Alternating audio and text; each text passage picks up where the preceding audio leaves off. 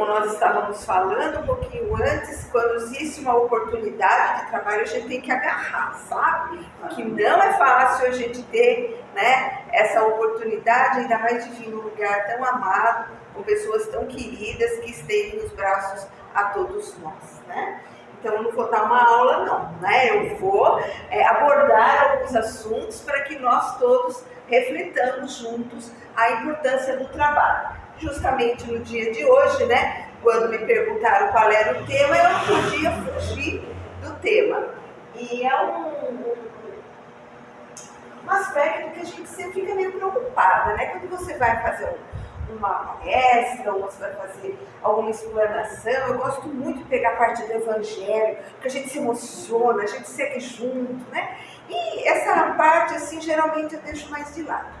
Mas as coisas acontecem porque tem que ser, e você é obrigada a fazer o que precisa fazer, e não só aquilo que você tem mais, não digo facilidade, mas mais prazer em fazer. Então vamos juntos, né, falar sobre o trabalho.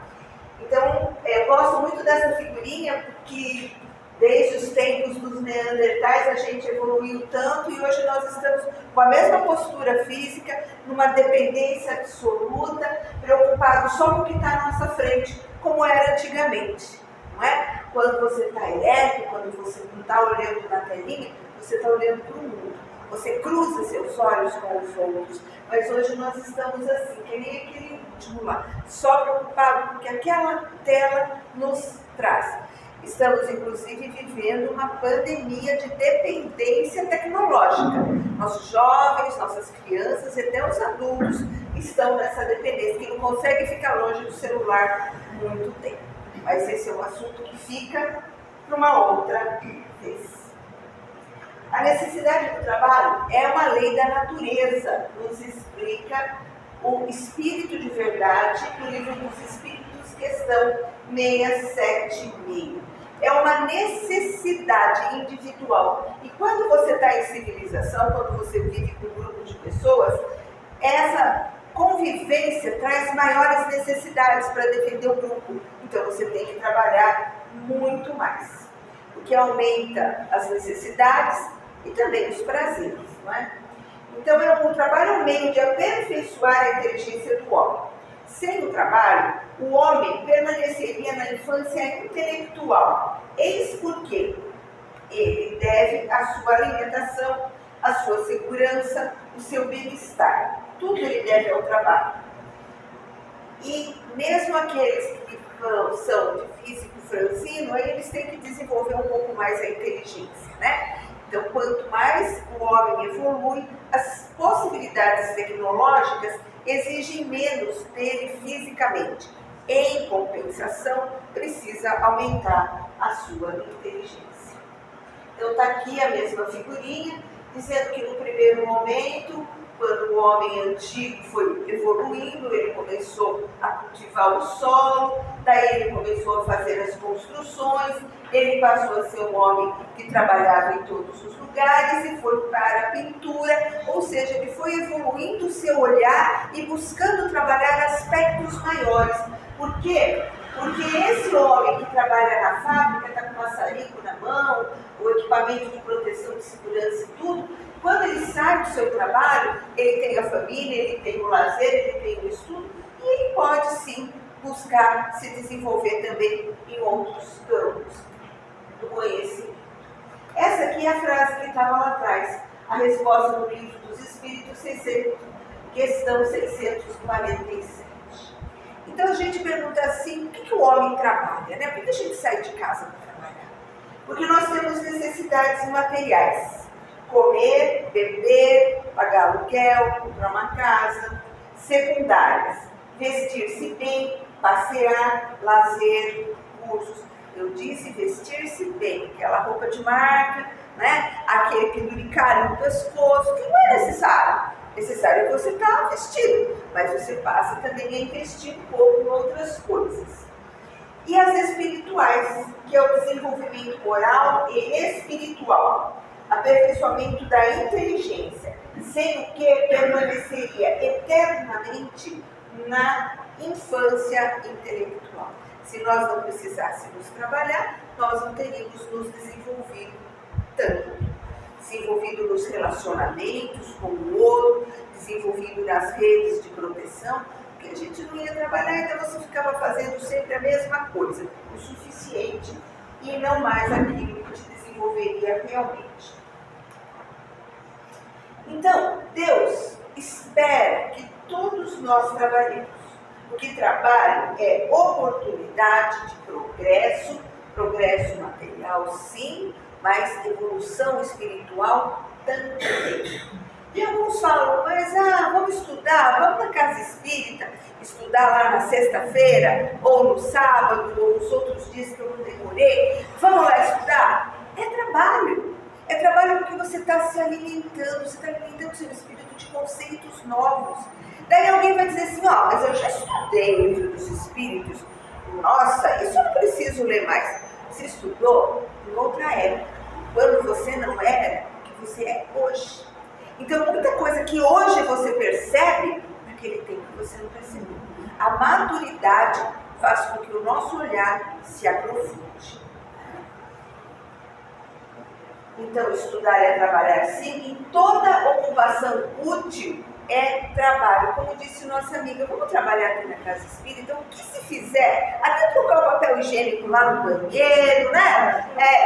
É trabalho, e é trabalho digno, trabalho bom. Então estudar é bom e toda ocupação útil é trabalho. Sem trabalho o homem não evoluiria e continuaria primitivo. Se bem que eu acho que hoje, no século que nós estamos vivendo, emocionalmente ainda existem homens primitivos. Porque quando nós assistimos às guerras, quando nós assistimos os crimes, nós vemos que eles têm acesso a uma série de informações, a uma série de tecnologia, mas moral e espiritualmente eles não estão evoluídos. Porque quem está evoluindo não escolhe andar por sombras tão densas como eles têm buscado. Então existe um tipo de trabalho. O trabalho físico, o trabalho moral e intelectual e o trabalho espiritual. Então se eu for lá na casa espírita e trocar o papel higiênico toda semana, eu estou fazendo um trabalho espiritual? Não. Você está fazendo um trabalho digno, você está se envolvendo com as pessoas, você está crescendo nos relacionamentos, mas o trabalho espiritual é aquele que te alimenta a alma, que te eleva a alma. É quando você lê um trecho de alguma coisa que aconteceu lá no tempo de Jesus e você traz para o dia atual e fala, poxa, isto daqui tem tudo a ver com o que eu estou vivendo, ou com o que o outro está vivendo. E ali você vê uma forma de se comportar, ali você vê uma forma de interagir, uma forma de se modificar. Reconhecendo o homem velho que ainda habita dentro de nós. Porque nós hoje somos a melhor versão de nós mesmos, mas ainda falta muito, né? Se nós fizermos uma peneira aqui no crivo da consciência mesmo, nós vamos ver que ainda tem muitas coisas que a gente precisa lembrar. Se desapegar, deixar o orgulho, deixar a paciência. Existem ainda muitas coisas para nós evoluirmos. Olha que bonitinho, sonho de todo mundo, né? Sombra e água fresca. No caso, eu acho que era praia e água fresca, porque ele está de calção, uma caipirosca na mão. Então eu não posso? Pode. Claro, todos nós podemos e devemos descansar de forma sadia. Mas nós temos que pensar que até Jesus nasceu no seio de uma família de um trabalhador. E como pai, aprendeu a trabalhar, a valorizar o trabalho. Foi ali juntando as peças para fazer uma cadeira, ou uma mesa, ou alguma coisa, que ele foi desenvolvendo também alguma habilidade e dando valor a uma série de coisas. Porque trabalhando assim, somente coisas manuais, nós aprendemos que tudo tem seu tempo, que nada deve ser feito de qualquer forma, porque senão quebra, estraga rápido. Então, se até Jesus trabalhou, né? Qual o limite do trabalho? Pergunta 683. É o limite das nossas forças. Entretanto, Deus deixa o homem livre. Poxa, tem dia que a gente está tão cansado, principalmente as mulheres, né, meninas? Vamos lá, quem trabalha, os rapazes que me perdoem, mas somos maioria aqui, então aconselho a aceitarem o exemplo, né? Nós trabalhamos na fábrica, trabalhamos no escritório, dentro de uma sala de aula, igualzinho aos homens. Daí nós vamos para casa, enquanto prepara a janta, é a máquina que está batendo a roupa, é o filho que está tomando banho e você larga tudo, vai lá dar uma esfregadinha nas costas, lava bem a cabeça, volta para terminar a janta, faz não sei o quê, faz não sei o quê. Homens também fazem isso hoje em dia. Eu usei esse exemplo, mas a gente sabe que homens hoje, os bons homens, não ajudam, eles fazem a sua parte. Então nós sabemos que é complicado quando tem filho pequeno. Mas tem pessoa que fica tão viciada no trabalho que não para nunca. Minha avó dizia, minha avó, ela fazia tricô para fora. E tinha dia que já estava noite e tal, mas ela queria terminar aquela manga daquele casaquinho que encomendaram para ela. E meu avô brincava com ela, enquanto descansa, carrega pedra. Não é assim, descanso é descanso, tem que fazer outra coisa, uma coisa diferente, né? Então nós também precisamos saber até onde nós devemos trabalhar. Na pergunta 682, o repouso aparece como uma necessidade física, mental e espiritual, porque ele repara as forças do corpo e é necessário para dar mais liberdade à inteligência, para que se eleve acima da matéria. Então eu trabalho no meu escritório, eu trabalho na minha loja, eu trabalho. Quando termina, eu tenho que fazer coisas diferentes. Eu não posso levar para casa e continuar fazendo aquele trabalho, porque senão eu estou sempre na mesma coisa. Meu cérebro, minha percepção não está liberta para adquirir outros conhecimentos. E olha lá a situação do rapaz, né? A situação do rapaz que trabalha dia, noite, está de noite, ele está atendendo o telefone com o outro na mão, uma pilha de coisa, não sai disso, ele adoece. Às vezes isso acontece porque ele não dá valor à própria saúde, ao próprio descanso. Às vezes acontece por uma irresponsabilidade da chefia ou do patrão, mas acontece. E isso não é bom de jeito nenhum, porque existe um limite para as nossas forças. Nós temos a impressão que aquele carregador de batata lá do Ceasa, ele chega uma hora que ele está tão fisicamente cansado que ele precisa sentar e parar. Mas o trabalho intelectual parece que não cansa, né? A pessoa trabalha no escritório, ar-condicionado, poxa, estou cansado. Cansado do quê? Como se todo o trabalho exigisse força física. Como que às vezes aquilo que você está fazendo é até mais esgotante, te dá muito mais agonia, te dá muito mais estresse do que se você estivesse carregando um saco de batata no Ceasa. A responsabilidade é muito maior. Então cuide-se, o repouso é necessário para o corpo e para a mente. Vamos conversar aqui, corpo, mente. Mente é do espírito. O corpo tem o cérebro ligado à mente, certo? Mas quando ele diz para o corpo e para a mente, nós também estamos falando da mente espiritual.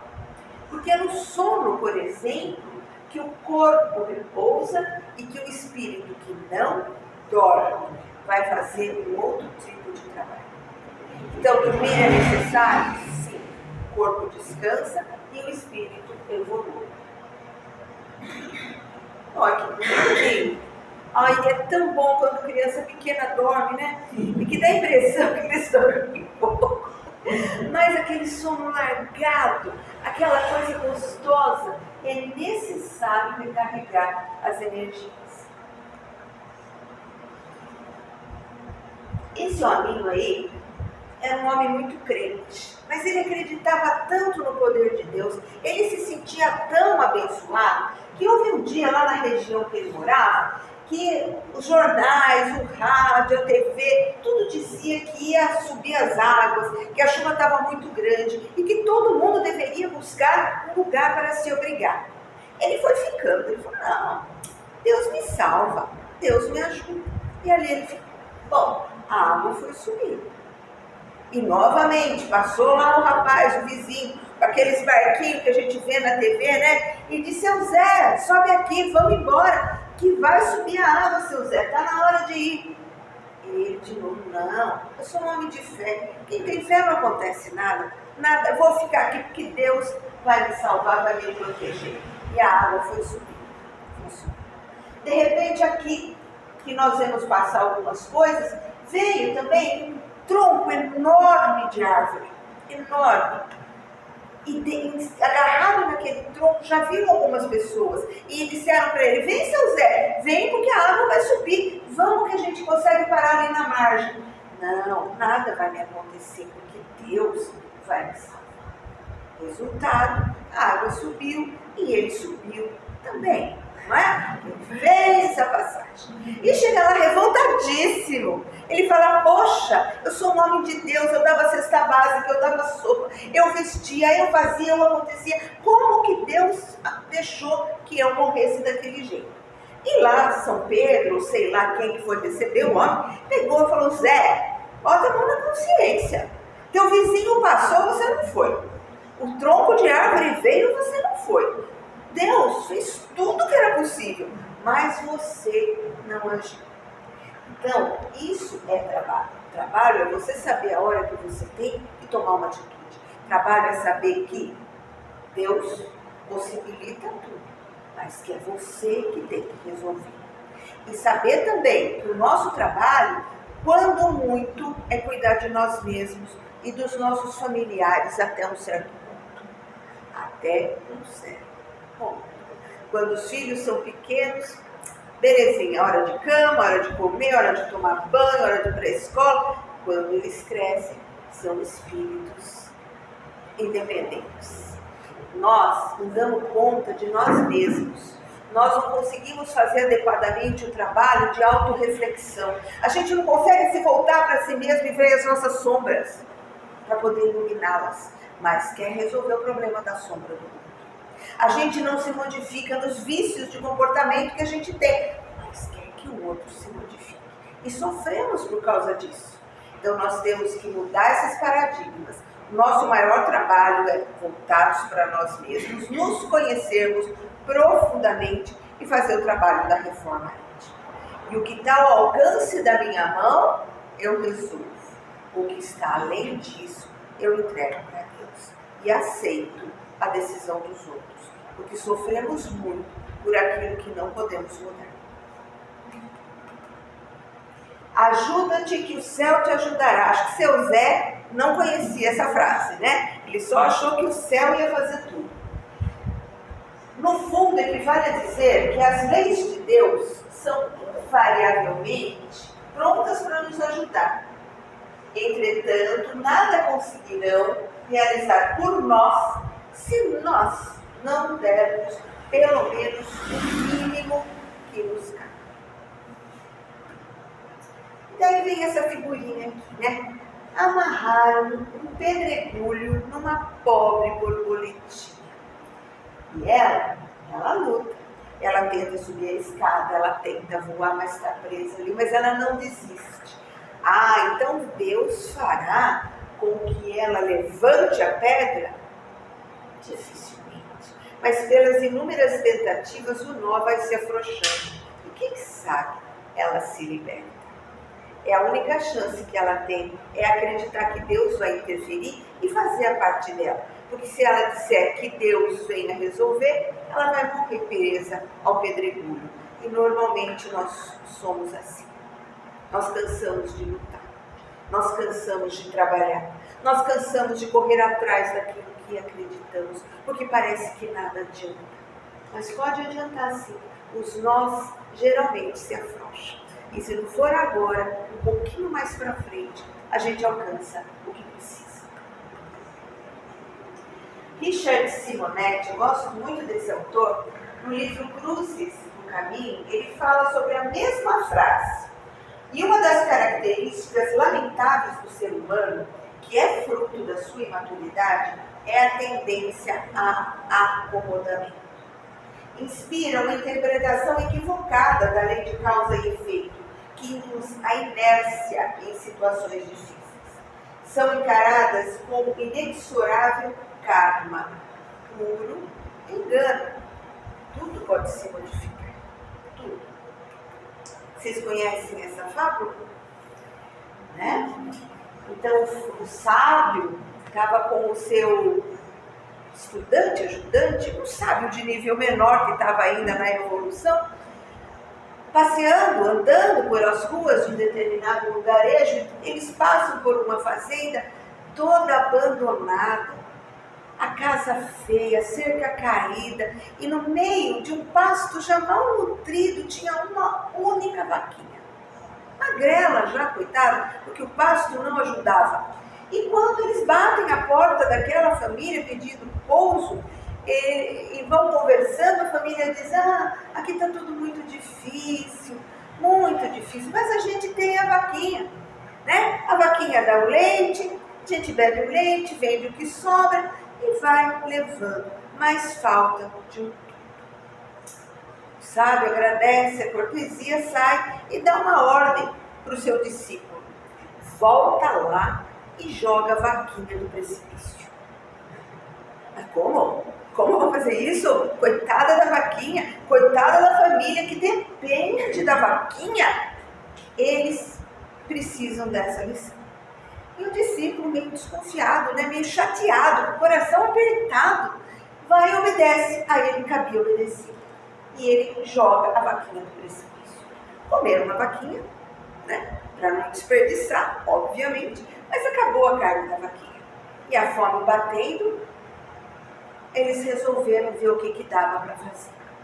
Eles foram carpir aqui, melhorar o curso de água ali, ver se tinha peixe ali no riozinho que passava perto.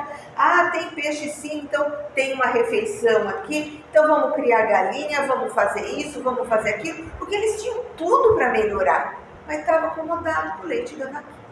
Passam-se alguns anos e eles voltam, o sábio e o seu discípulo, por aquelas paragens, e veem uma fazenda verdejante e maravilhosa. Novamente batem na porta da família, que desta vez recebe com fartura na mesa. E eles contam que desde a última vez que eles passaram por ali, a vaquinha morreu. E eles tiveram que inventar outra forma de sobreviver. Então, às vezes, quando as coisas parecem acomodadas, parece que jogam a nossa vaquinha no precipício. Parece que nos obrigam a olhar de um outro lado, a resolver outras coisas ou a perceber outras oportunidades. E isso é maldade de Deus? Não. Isso ele quer que a gente saia da zona de acomodação. É para o nosso próprio crescimento. Quando ressignificamos isso, nós olhamos com mais tranquilidade e resolvemos os nossos problemas também através do trabalho e das possibilidades que temos à mão. Mas que esse sábio foi malvado, foi. Eu, quando li a primeira vez, falei: que esse sábio malvado, né? Não imaginei o resultado da morte da vaquinha. Bom, daí estamos lá, no livro dos médiuns, capítulo 26, pergunta 291. Marcha, segue, caminha, vai em frente e atingirás. Encontrarás pedras nos teus braços. Mantém-te vigilante e afasta-as por você mesmo. Não fique esperando que alguém tire as pedras. Nós te daremos a força necessária se quiserdes empregá-la. Isso serve no trabalho único, isso serve na vida, no dia a dia de todos nós. Então, Deus está sempre disponibilizando. Mas às vezes nós cruzamos os braços, que nem o seu Zé, e queremos que Deus nos tire daquela situação. Isso não vai acontecer. E Jesus também disse: meu pai trabalha até hoje, e eu trabalho também. Naquele tempo, não se trabalhava no sábado. O sábado era um dia que tinha que ser consagrado a ir ao templo, a reflexão, a outras coisas. Mas foram 7 os milagres de Jesus num sábado. E isso deixou o povo do Sinédrio enlouquecido. Quem é esse cara? que quer mudar tudo, que não me obedece, e ainda leva um monte de gente com ele, porque para fazer o milagre, o beneficiado também tinha que estar lá, tinha que ter saído de casa. Para poder ir lá, alguém teve que fazer um farmel de comida, um lanche qualquer, para poder comer lá. Então as pessoas começaram a trabalhar no sábado. A expulsão do demônio, a cura do homem com a mão mirrada, a cura da sogra de Pedro, a cura da mulher encurvada, a cura do homem hidrópico, estava com raiva, né? Cura do paralítico de Betsaida e a cura do cego de nascença, todos esses milagres foram feitos no sábado. Isso aqui ele queria dizer que todo dia a gente trabalha, porque Deus trabalha todos os dias. Pode ser que eu não vá bater ponto na fábrica, mas eu posso estar dentro de uma casa espírita. Pode ser que na casa espírita aquele dia não tenha trabalho para mim, mas eu fui assistir uma palestra lá em Sorocaba ou em algum lugar, eu estou trabalhando. Então nós não podemos dizer, hoje é domingo, não vou trabalhar. E outra passagem do Evangelho, que é uma belezinha, que fala do trabalho e da necessidade de descanso, é a história de Maria e Marta, que está em Lucas, né? Aconteceu que indo eles de caminho, entraram numa aldeia, e uma certa mulher, de nome Marta, o recebeu em sua casa. E tinha uma irmã que chamava Maria, a qual, assentando-se também aos pés de Jesus, ouvia sua palavra. Receberam Jesus, duas irmãs, com tudo por fazer. E naquele tempo tinha muito o que fazer, não tinha máquina de lavar, não tinha nada. Vamos trabalhar, gente, né? E está lá Maria e Marta. No meio do dia, Jesus chega e começa a falar aquelas palavras, as parábolas, e Marta enlouquecida, e pega uma coisa daqui e leva para lá, pega a roupa daqui e leva para lá, e pega a pilha de água e leva para lá, como a gente pode ver aqui, ela trabalhando ali, e Maria sentadinha, ouvindo Jesus. E Jesus disse que Marta estava muito distraída, com muitos serviços. E revoltada, chegou para Jesus e falou assim: escuta, você não se importa que a minha irmã me deixe trabalhar sozinha? Manda que ela me ajude. E Jesus respondeu: Marta, Marta, estás ansiosa e afadigada com tantas coisas, mas só uma é necessária. E a Maria foi a que escolheu a melhor parte. Todos nós deixamos algo para fazer em casa, né? Eu deixei. Tá? Todos nós deixamos algo pendente, um serviço, né? Para amanhã. Eu deixei. Todos nós poderíamos estar fazendo outras coisas, mas estamos aqui. Porque a melhor parte é estudar e aprender com Jesus. Então nós temos que saber dividir as nossas prioridades. E nós temos que saber onde queremos chegar. Porque se eu fizer tudo que tem na minha casa para fazer, amanhã eu tenho tudo para fazer de novo. Não é isso, meninas? A casa está arrumadinha, bonitinha, um brinco, você nem respira. No dia seguinte é tudo de novo para fazer. Por que eu vou ficar tão preocupada? Tão agastada, tão desesperada? Mas a gente fala, não consigo. Eu não consigo fazer. A prova é muito dura, o trabalho é muito difícil. Eu não consigo. Eu também não consigo separar o que é importante do que não é. Essas pessoas conseguiram. Essas pessoas estavam na última gota de sua possibilidade e terminaram a corrida.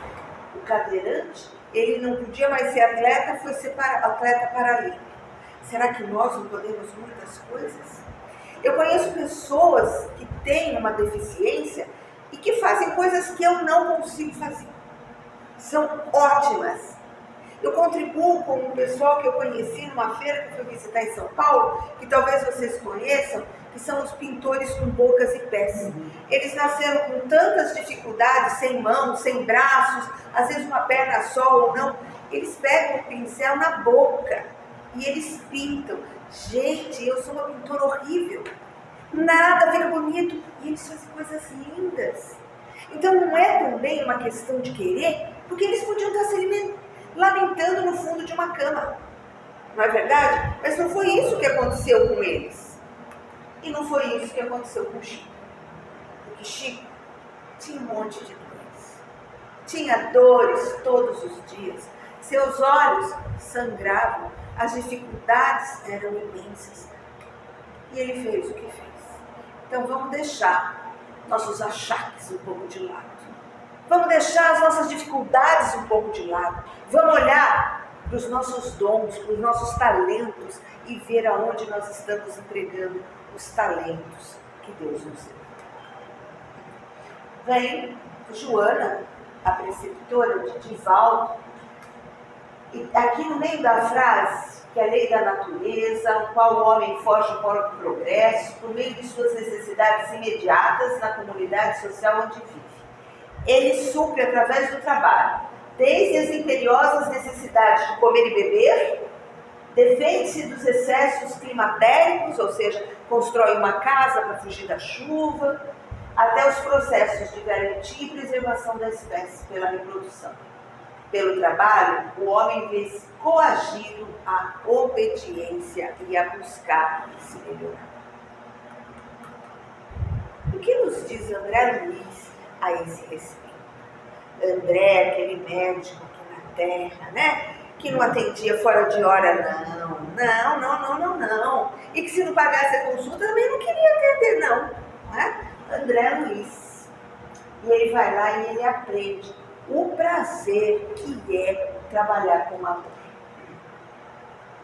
E em nosso lar, ele nos diz, o limite do trabalho e do repouso é observado, inclusive, no plano espiritual. André Luiz nos faz inúmeras referências a respeito desse assunto na sua obra. Em nosso lar, por exemplo, nos informa. Aqui, em verdade, a lei do descanso é rigorosamente observada, para que determinados servidores não fiquem mais sobrecarregados que outros. Mas a lei do trabalho é também rigorosamente cumprida. Gente, é melhor a gente se acostumando, e quando chegar lá, tem muito trabalho para fazer. Então é melhor a gente já estar pronto. Porque às vezes a gente vai numa mesa mediúnica e vem um espírito e fala assim para você, mas eu achei que eu ia ficar dormindo. Eu já trabalhei a vida inteira, vocês querem que eu vá trabalhar? Não é assim. A gente tem que saber que trabalhar, repousar, é uma necessidade do espírito. E nós trabalharemos sim. E na casa espírita? Eu gosto muito quando as crianças brincavam de colocar a mão assim, era tão gostoso na nossa infância, e é uma coisa que representa o que muitas mãos podem fazer quando somam seus esforços. E na casa espírita são necessárias muitas mãos para acolher, consolar, esclarecer, orientar, vender ingresso para o teatro, trocar o papel higiênico. Na casa espírita é o lugar onde nós podemos trabalhar com amor, um trabalho diferente, um trabalho que nos une, que nos agrada profundamente. E Emmanuel, no livro Pensamento e Vida, ele diz, no capítulo 7, existem 3 tipos de trabalho. O trabalho obrigação, que é o que nos remunera no dia a dia.